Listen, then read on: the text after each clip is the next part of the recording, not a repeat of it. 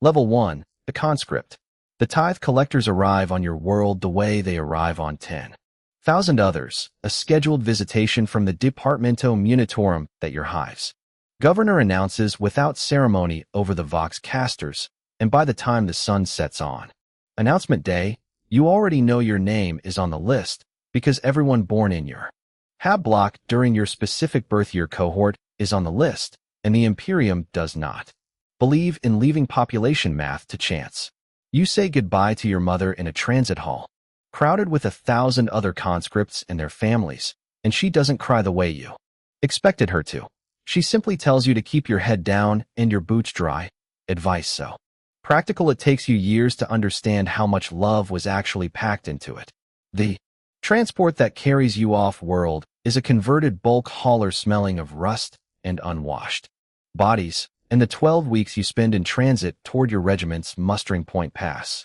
In a haze of basic drill taught by exhausted junior officers who clearly resent being assigned training duty instead of a real posting, you learn to march in formation, to strip and reassemble a lost gun blindfolded, to recognize the sound of an incoming artillery barrage before your conscious mind has finished processing what you're hearing, and none of it feels like preparation for war so much as preparation for surviving your own side's indifference to whether you personally live or die. A commissar attached to your training cohort executes a boy 2 rows over during a live fire exercise, a summary judgment for what the commissar calls cowardice under simulated fire, and the silence that follows the bolt pistol's report teaches you more about the actual shape of Imperial Guard discipline than every drill instructor combined. You arrive at your regiment's staging world with a service number, a lost gun, and a carefully cultivated blankness where your fear used to live,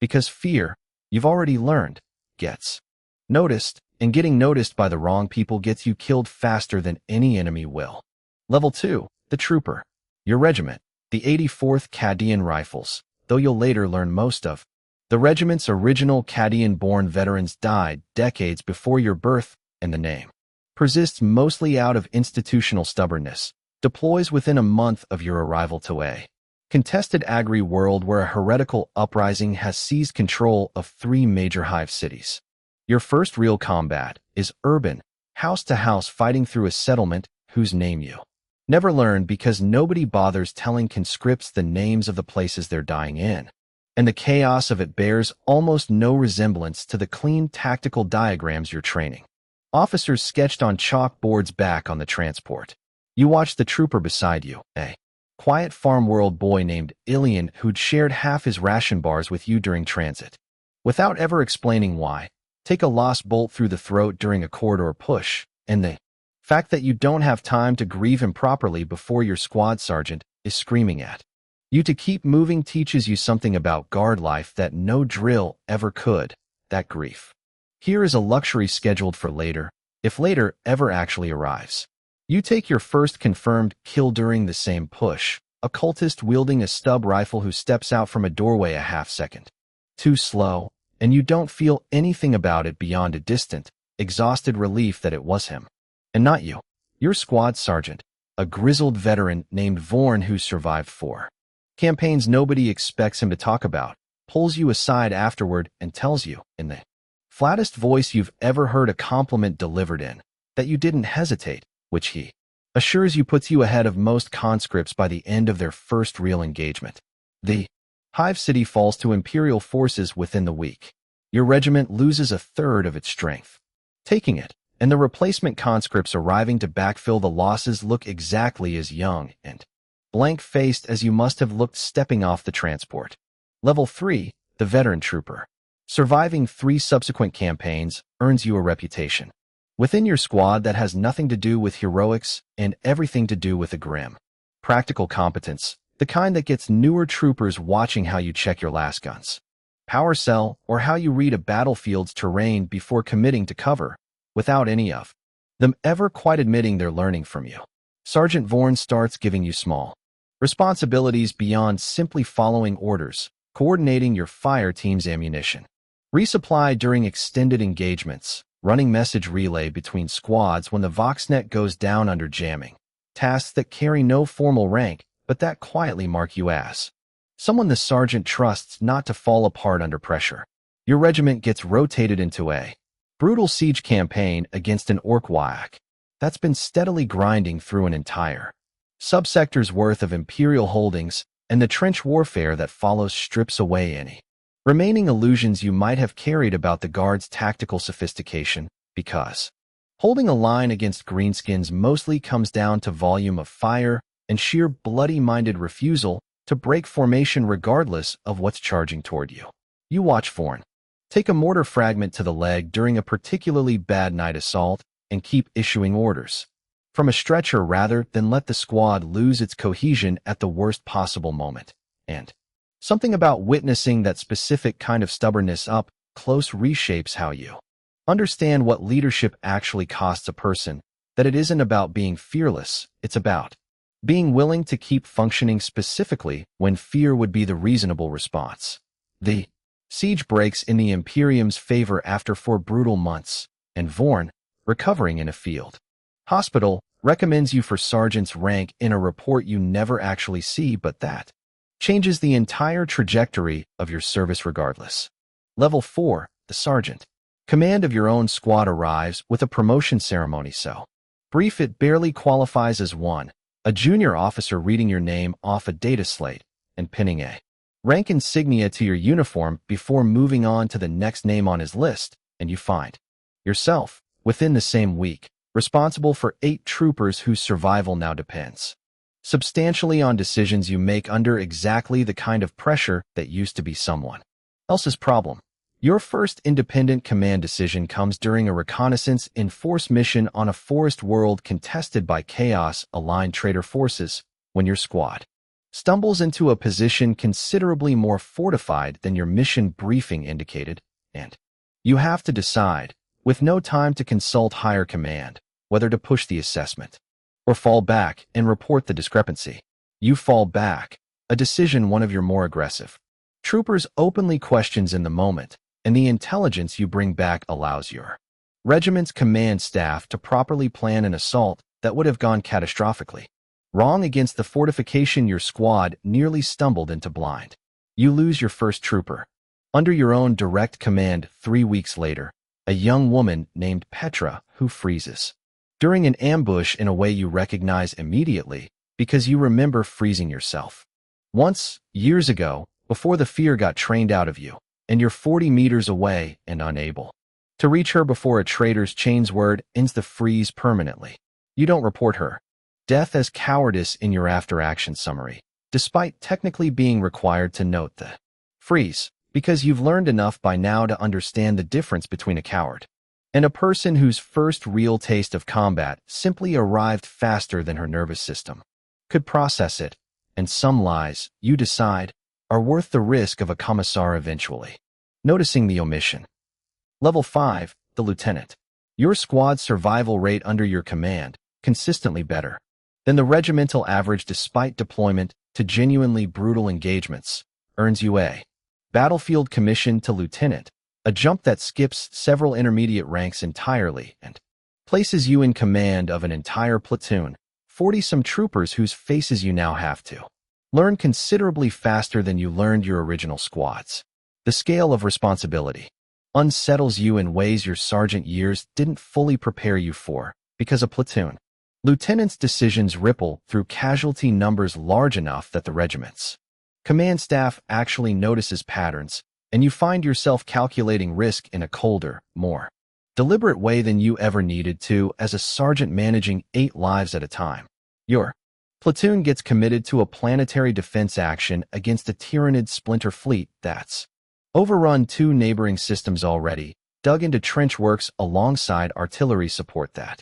you coordinate directly for the first time in your career, calling in barges against advancing bioforms with a precision that costs you a genuinely uncomfortable number of nights afterward, second-guessing every coordinate you called in during the engagement's most chaotic hours. A commissar attached to your regiment for this campaign, a woman named Thessaly, who's clearly seen enough combat to have earned the authority she carries rather than simply inherited it, observes your platoon's conduct during the defense and tells you afterward, with a directness that surprises you given the commissariat's reputation, that your troopers fight like they trust you specifically, which she notes is rarer and more valuable than most officers ever managed to earn. The defense holds. The Tyrannid's splinter fleet, denied an easy planetfall, redirects toward softer targets elsewhere in the subsector, and your platoon's survival rate through the entire campaign becomes something regimental command starts referencing in briefings you're not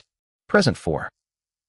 Level 6, the Captain. Elevation to Captain brings you command of an entire company, several hundred troopers organized into platoons now led by officers who remind you uncomfortably of yourself at various earlier stages of your own service and the political dimension of Guard. Command starts asserting itself in ways your earlier ranks mostly shielded you from. Coordinating with other company commanders whose priorities don't always align with yours. Managing supply requisitions that regimental logistics never quite fulfills completely, navigating a colonel whose tactical instincts you privately question, but whose orders you're required to execute regardless. Your company gets assigned a punishing campaign against a fortified chaos. Cult Stronghold, a months-long grinding siege that tests every lesson you've absorbed across your entire career, patience under Vorn, calculated risk from your sergeant years, cold arithmetic from your lieutenant years, and command decisions that increasingly determine whether entire platoons come home intact or don't come home at all. Commissar Thessaly, reassigned to your regiment permanently by this point in a coincidence neither of you fully believes was actually coincidental, becomes something between a colleague and a genuine friend across the siege's grinding months, one of the only people in your chain of command who speaks to you without the careful distance rank usually demands. The stronghold falls after 5 months of attrition warfare that cost your company nearly 40% casualties, and standing in the wreckage afterward, watching medics carry out the wounded, you understand. With a clarity that surprises you exactly how much of your own younger blankness, the fear, trained out of you as a conscript, has calcified over the years into something closer to genuine emotional control rather than simple numbness, a distinction you're not sure you would have recognized in yourself even 5 years earlier. Level 7, the Colonel. Command of the entire regiment falls to you when your colonel dies of complications from wounds sustained during the Stronghold siege, and the promotion, while not entirely unexpected given your service record, still lands with a weight that catches you slightly off guard, because commanding a full regiment means holding responsibility for thousands of lives across dozens of simultaneous engagements rather than a single company's worth of decisions. You reorganize the regiment's command structure in your first months, promoting officers you've watched demonstrate the specific combination of competence and care for their troopers that you've come to believe actually wins campaigns, rather than simply following the seniority conventions your predecessor favored, a decision that ruffles feathers among older officers passed over, but that your regiment's overall combat effectiveness improves measurably enough within a year that the grumbling mostly fades. Your regiment gets deployed to defend a critical Forge world against a full-scale Orc whack, considerably larger than the campaign that first taught you what trench warfare actually costs a person, commanding not just your own troops now, but coordinating with allied regiments, armored support, and void shield technicians whose expertise you have to trust despite understanding almost none of the underlying technology yourself. Commissar Thessaly, promoted alongside you to a senior commissariat role within the same theater, becomes your closest advisor through the defense's brutal opening months, and when a subordinate colonel's panic during a critical breach nearly costs the Forge world's primary generatorium, it's Thessaly who handles the aftermath with a decisiveness that reminds you exactly why the commissariat exists, even as the specific cost of that decisiveness sits uneasily with you for months afterward. The Forge world holds. Your regiment's defense becomes, within a year, the subject of tactical case studies, circulated through Departamento Munitorum training academies, and the Lord General, overseeing the broader campaign, personally commends your conduct in terms that suggest your name has started circulating through segmentum command channels in ways your younger conscript self would never have believed possible. Level 8, the Lord General. Elevation to Lord General arrives not through a single dramatic battle but through the accumulated weight of a career that Segmentum Command has apparently been tracking for longer than you realized, a summons to assume command of an entire war effort spanning multiple star systems, coordinating regiments, naval assets, and Departamento Munitorum logistics chains on a scale that makes even your regimental command years feel almost intimate by comparison. You command from a strategium aboard a Munitorum command ship now, studying hololith projections of entire star systems rather than trench lines, and the physical distance from the actual fighting sits uneasily with you in ways you don't fully articulate even to Thessaly, who serves as your senior commissariat liaison now and remains the closest thing you have to someone who understands exactly what that distance costs, a commander who spent decades in the mud earning every rank he holds. Your first major campaign as Lord General is coordinating the defense of an entire subsector against converging threats and Orkwyak, pressing from one flank and a resurgent chaos incursion from the other, and the scale of decision-making required, which regiments get reinforcement, which Forge worlds get prioritized for defense, which losses the overall campaign can actually absorb, tests every accumulated instinct from every rank you've ever held simultaneously. You make a call partway through the campaign to sacrifice a heavily fortified but strategically secondary world to work forces entirely, redirecting its planned reinforcements toward a chaos-threatened Forge world whose fall would cost the entire subsector's war effort considerably more. A decision that costs thousands of guardsmen their lives on the sacrificed world, and that you know, with the same cold arithmetic you first learned coordinating artillery barges as a lieutenant, was still the correct call. The subsector holds, standing afterward in the strategium, reviewing casualty reports numbering in the hundreds of thousands across the full campaign. You think, briefly and without any particular self-pity, of a transit hall crowded with 1,000 frightened conscripts and a mother who told you to keep your head down and your boots dry. And you wonder whether she'd recognize the man standing here now, or whether the boy who boarded that transport is simply one more casualty this war never bothered counting.